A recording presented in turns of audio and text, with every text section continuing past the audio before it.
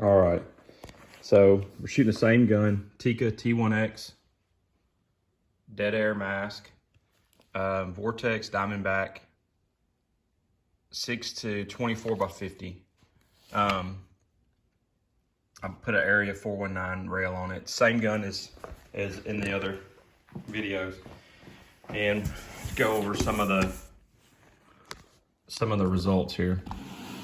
So this is more like a, I guess you would consider this premium ammo, and some of the results. I've been shooting some cheaper stuff, and some of this Eley is harder to get your hands on. So I had to order it, and especially this SK stuff is hard to get your hands on.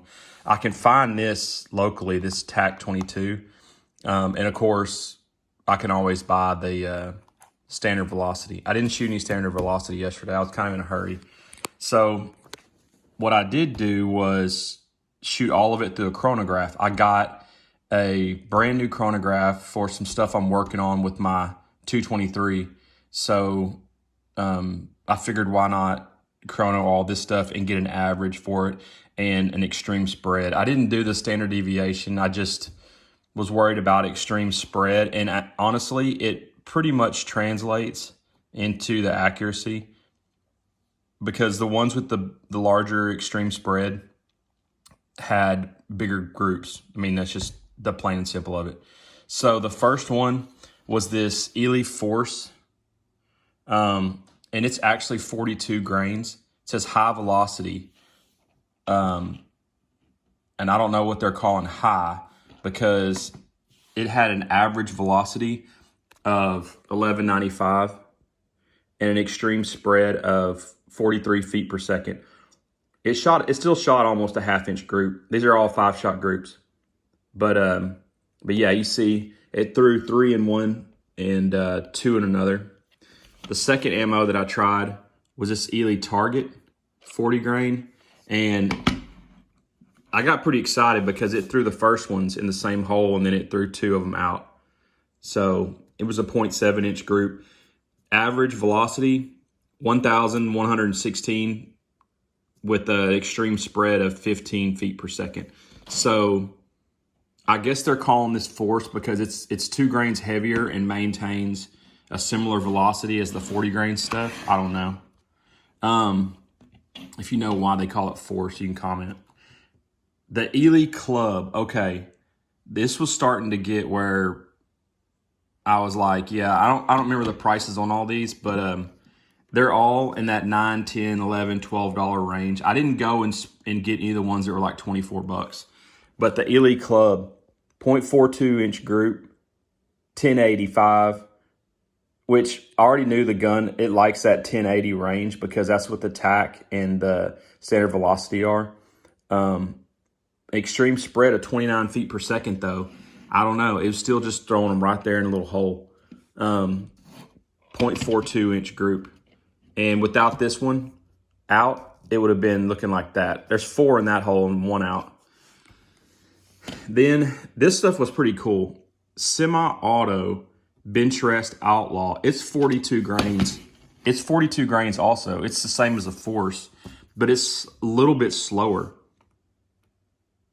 1092 was the average over 5 shots, and it had a much tighter extreme spread of 19 feet per second. It shot a half-inch group though, and I mean, that's pretty good right there.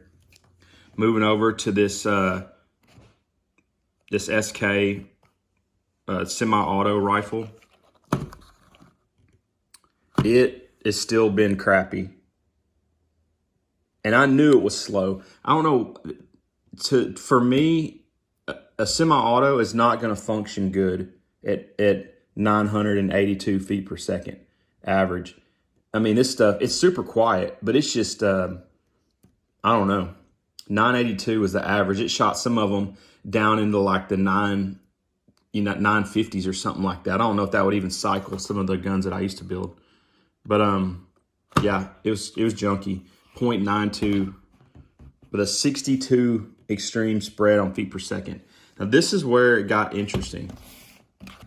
This stuff, when I shot it, it came out of the barrel cracking. It was coming out of my suppressor. It was cracking the sound barrier. But look at this. It was just, I don't know, man. It was just stacking them in there. Extreme spread was only 9 feet per second. But it was coming out 1259 average at the 1257 maybe average at the muzzle. It was just humming. I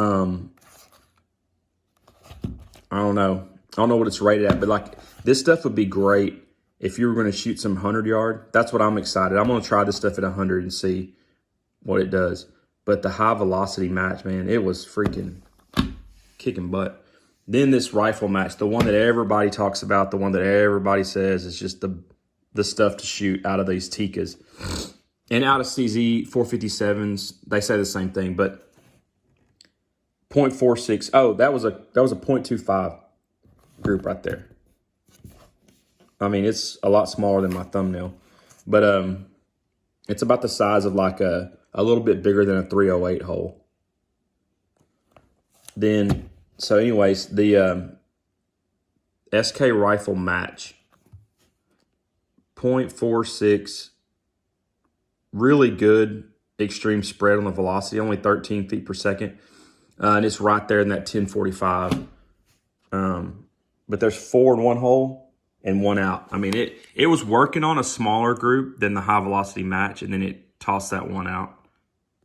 And then I put TAC 22 as the, like, what do you call it? The control. You know, when you're running an experiment, this is the control.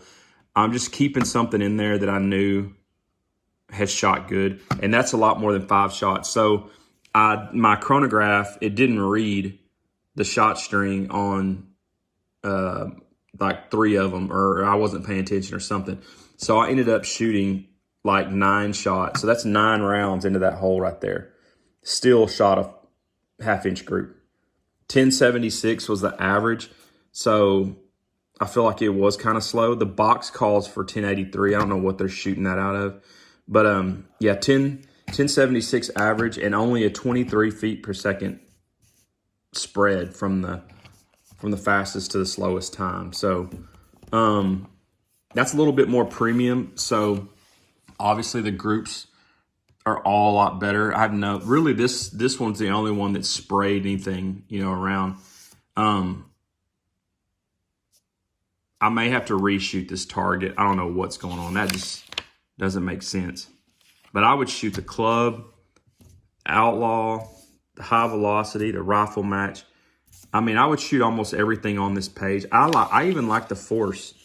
I like the fact that it's getting on up there, 1195 with a 42 grain bullet. The high velocity, I think, is just a 40 grain bullet. I wish it would say on here. It's got to be 40 grain. Anyways, I could tell, though, that these SK are lubed up a lot differently. They're way more greasy. I don't know if it's tallow or what, but you can tell they have a whole lot more stuff on them. And I was worried about shooting them, like the first few, if I had to kind of shoot that into the barrel or whatever, but obviously it didn't matter on the high velocity match. It wasn't like a flyer and then 4 in one hole. If I had seen where it was throwing like the first shot out and then stacking 4 in, I would have adjusted and shot like a 6-shot group minus the first one or something like that. But anyways, so we got a chronograph. Gonna start adding some more info to these, and we'll see. I might keep going. I might try some of this crazy expensive stuff like the 10X. I want to shoot the Lapua. It's always sold out everywhere, but I want to get my hands on some of that.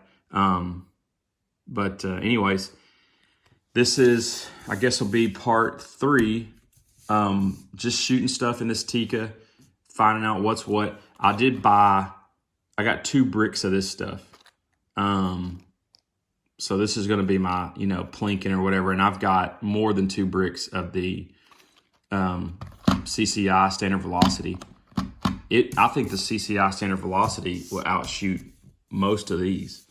It ain't going to outshoot the club, and it ain't going to outshoot this this match. But the standard velocity will probably hang in there with the rifle match. I don't know. TAC-22 has consistently outshoots it. But anyways, part 3, there it is. Working our way up to some nicer stuff. And pretty much what we expected would happen.